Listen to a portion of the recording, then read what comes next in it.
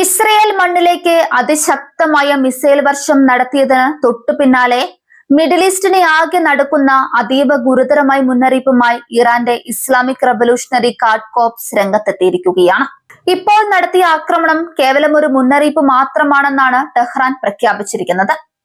Israel തങ്ങളുടെ സൈനിക നീക്കങ്ങളുമായി മുന്നോട്ടു പോകാനാണ് ഭാവമെങ്കിൽ ഇതിലും വലിയ പ്രത്യാഘാതങ്ങൾ നേരിടേണ്ടി വരുമെന്ന ഭീഷണിയാണ് ഇറാൻ ഉയർത്തുന്നത്. ലെബനനിലെ ഹിസ്ബുള്ള കേന്ദ്രങ്ങൾക്ക് നേരെയും തലസ്ഥാനമായ ബെയ്റൂട്ടിന്റെ തെക്കൻ പ്രാന്തപ്രദേശങ്ങളായ ദാഹിയ മേഖലയിലും ഇസ്രയേൽ ഡിഫൻസ് ഫോഴ്സ് നടത്തുന്ന ക്രൂരമായ അധിനിവേശമാണ് ഇറാന്റെ പെട്ടെന്നുള്ള ഈ പ്രകോപനത്തിന് കാരണം. നയതന്ത്ര തലത്തിലും അന്താരാഷ്ട്ര നിയമങ്ങൾക്കനുസരിച്ചും നിലനിന്നിരുന്ന എല്ലാത്തരം ചുവപ്പ് രേഖകളും ഇസ്രയേൽ ലംഘിച്ചതായി IRGC കുറ്റപ്പെടുത്തുന്നു. പരമാധികാരമുള്ള രാജ്യങ്ങൾക്ക് മേലുള്ള ഇത്തരം കടന്നുകയറ്റങ്ങൾ ഇനി അനുവദിക്കില്ലെന്നാണ് ഇറാന്റെ നിലപാട്.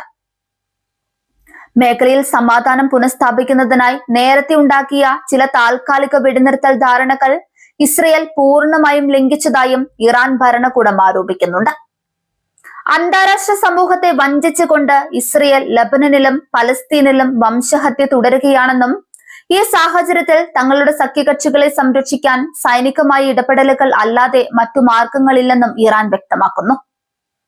ഇസ്രയേലിന്റെ ഭാഗത്തു നിന്നും ഇനിയൊരു പ്രത്യാക്രമണമോ അല്ലെങ്കിൽ ലെബനനിൽ സൈനിക നടപടികൾ വ്യാപിപ്പിക്കുകയോ ചെയ്താൽ അടുത്ത ഘട്ടത്തിൽ കൂടുതൽ തകർപ്പനും ഖേദകരവുമായ പ്രഹരങ്ങൾ ആയിരിക്കും കാത്തിരിക്കുന്നത് എന്നാണ് IRGC തങ്ങളുടെ ഔദ്യോഗിക പ്രസ്താവനയിലൂടെ അറിയിച്ചിരിക്കുന്നത്. ഇറാന്റെ മിസൈലുകൾ അടുത്ത ആക്രമണത്തിനായി പൂർണ്ണ സജ്ജമായി കഴിഞ്ഞുവെന്ന സൂചനയാണ് സൈനിക നേതൃത്വം നൽകുന്നത്. ഈ പുതിയ സംഭവ വികാസങ്ങൾ മിഡിൽ ഈസ്റ്റിൽ ഒരു വലിയ പ്രാദേശിക യുദ്ധത്തിനുള്ള സാധ്യതകളെ 10 മടങ്ങ് വർദ്ധിപ്പിച്ചിരിക്കുകയാണ്.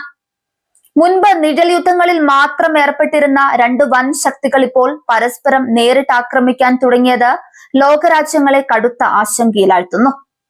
ഈ സംഘർഷം നിയന്ത്രണാതീതമായാൽ അത് ആഗോളതലത്തിൽ തന്നെ വലിയ പ്രതിസന്ധികൾക്ക് കാരണമായേക്കാം. ഇറാന്റെ മിസൈൽ ശേഷി മിഡിൽ ഈസ്റ്റിലെ മറ്റു രാജ്യങ്ങളെക്കാൾ വളരെ മുന്നിലാണ്. തങ്ങളുടെ ഭൂഗർഭ താവളങ്ങളിൽ നിന്നും വിക്ഷേപിച്ച ബാലിസ്റ്റിക് മിസൈലുകൾ ഇസ്രയേലിന്റെ പ്രതിരോധ കോട്ടകളെ ഭേദിപ്പിക്കാൻ കെൽപ്പുള്ളതാണെന്ന് ഇറാൻ ഇതിനോടകം തെളിയിച്ചിട്ടുണ്ട്.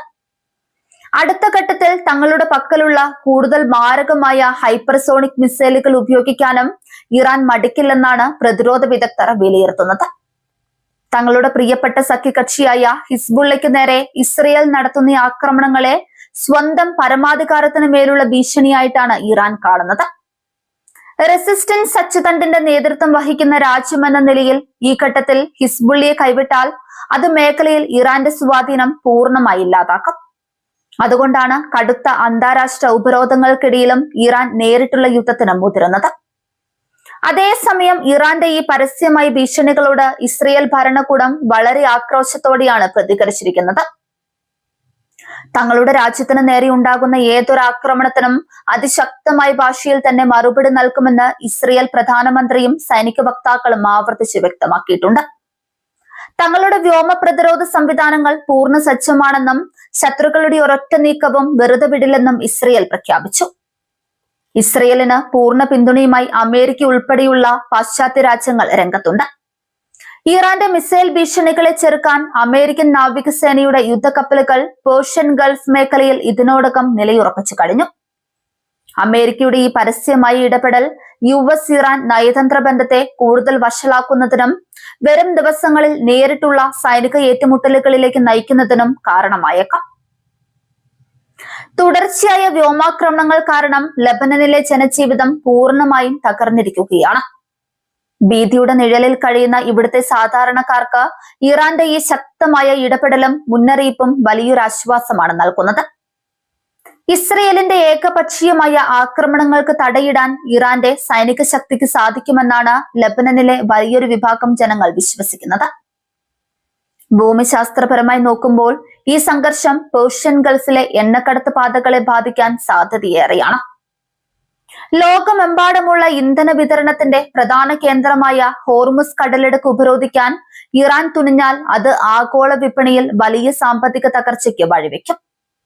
മിസൈൽ വർഷത്തിന് പിന്നാലെ അന്താരാഷ്ട്ര വിപണിയിൽ അസംസ്കൃത എണ്ണവില വർദ്ധിക്കാൻ തുടങ്ങിയത് ഇതിന്റെ സൂചനയാണ്. ഐക്യരാഷ്ട്രസഭയും മറ്റ് അന്താരാഷ്ട്ര സമാധാന സംഘടനകളും ഇരുപക്ഷത്തോടും അടിയന്തരമായ യുദ്ധത്തിൽ നിന്നും പിന്മാറാൻ ആവശ്യപ്പെടുന്നുണ്ടെങ്കിലും ആരും അതിന് തയ്യാറാകുന്നില്ല. നയതന്ത്ര ചർച്ചകൾക്കുള്ള എല്ലാ വാതിലുകളും ഇപ്പോൾ പൂർണ്ണമായി അടഞ്ഞ മട്ടാണ്. ഇരു രാജ്യങ്ങളിലെയും ജനങ്ങൾ വലിയൊരു യുദ്ധഭീതിയിലാണ് ഇപ്പോൾ ദിവസങ്ങൾ തള്ളി നീക്കുന്നത്.